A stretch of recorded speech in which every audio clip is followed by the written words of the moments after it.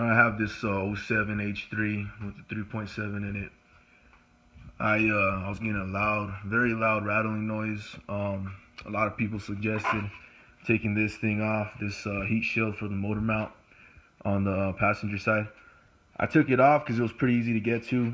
Turned the vehicle back on, and that rattling noise was still there. So I did a further investigation on this, further troubleshooting, and make sure I checked out this other heat shield on here, and that wasn't the issue. I found that there was another heat shield on the transmission.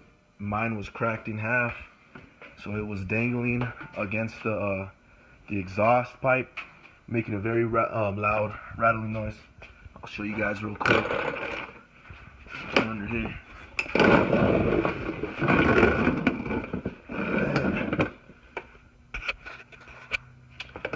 So it's right here.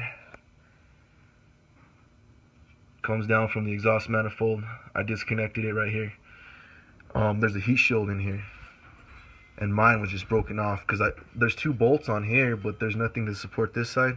For some reason it broke. I don't know, just wear and tear, I guess. But it was dangling like that.